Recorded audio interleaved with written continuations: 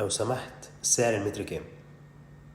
تعالوا نشوف النهاردة ايه الرد على السؤال ده.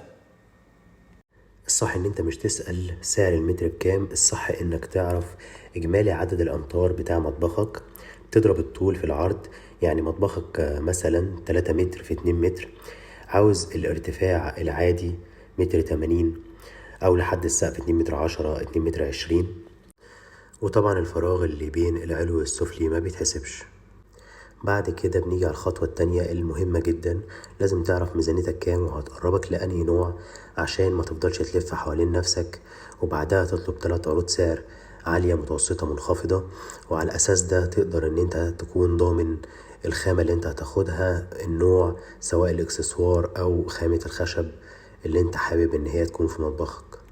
وطبعا الطريقة دي أفضل بكتير لما نعرف الإجمالي من إننا ناخد سعر متر إحنا مش عارفين توصيفه إيه. آخر نقطة طبعا أنت بتقيم بيها السعر هي المصنع، هل بتمتلكه الشركة دي ولا لأ؟ لأن طبعا لو مصنع خدمي فأنت هتاخد فينش وحش جدا وهيكون في تشليع ومشاكل كتير زي ما قلنا في حلقة قبل كده.